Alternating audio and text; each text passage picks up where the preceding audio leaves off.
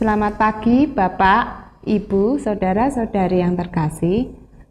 Sangat berbahagia kita bisa bertemu kembali di dalam program Hikmat Pagi GKI Karangsaru hari Rabu tanggal 5 Februari 2025. Mari Bapak, Ibu, Saudara dan Saudari, sebelum kita merenungkan firman Tuhan, marilah kita berdoa. Ya Tuhan Allah Bapa yang terkasih, terima kasih Bapa atas hari baru yang boleh kami nikmati pada saat ini ya Tuhan. Dan pada saat ini kami hendak memulai segala aktivitas kami, tapi biarlah sebelum itu kami boleh dapat mendengarkan sebagian dari firman-Mu agar dapat menjadi dasar dari segala sesuatu yang kami perbuat pada hari ini ya Bapa. Bapa kiranya berkati akan Saudara Lukas Anwar Kristianto yang akan membawakan firman ini. Terima kasih Tuhan, di dalam nama Tuhan Yesus kami berdoa. Amin.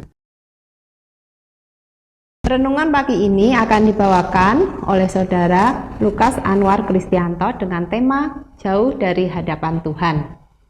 Firman Tuhan terambil dari Yunus 1 ayat 1-7, tetapi kita berfokus pada ayat 3 dan 4 yang berbunyi demikian.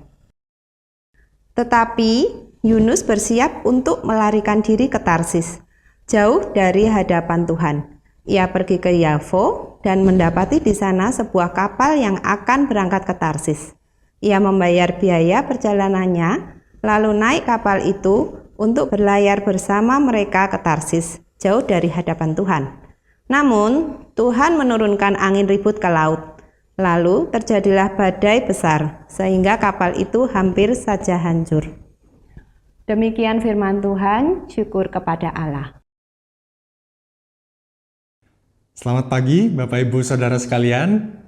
Bapak Ibu Saudara, seorang bernama David Roper pernah menuliskan sebuah renungan rohani yang menarik.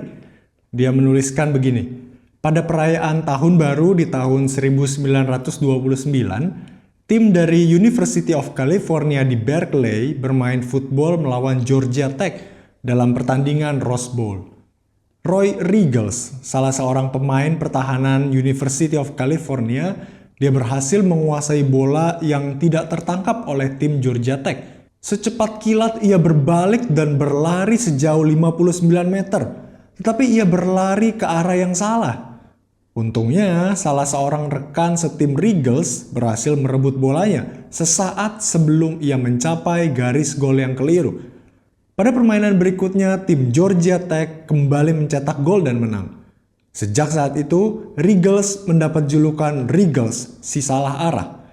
Bertahun-tahun kemudian, setiap kali ia diperkenalkan, orang akan berseru, "Saya tahu Anda yang lari ke arah yang salah di pertandingan Rose Bowl itu kan?" Kegagalan kita, saudara, mungkin tidak mencolok seperti kesalahan yang dilakukan oleh Riegels. Tetapi kita semua pasti pernah menuju arah yang salah. Dan kenangan itu mungkin terus menghantui kita. Ingatan terhadap dosa dan kegagalan itu akan muncul dan mengejek kita. Bahkan pada pukul 3 dini hari, andaikan kita bisa melupakannya. Andaikan kita bisa memperbaiki keadaan. Begitulah yang dituliskan. Saudara, setiap orang bisa melakukan kesalahan. Siapa yang selalu benar dan tidak pernah salah dalam hidupnya? Tentu tidak ada. Tetapi kesalahan, pengalaman buruk yang kita alami itu sangat berpotensi menjadi duri dalam daging. Sebagaimana Roy Riegels, apalagi kesalahan itu memang secara sadar dan secara sengaja dilakukan. Nabi Yunus mengalami peristiwa hidup yang begitu spektakuler ketika ia secara sadar dan sengaja menolak perintah Tuhan.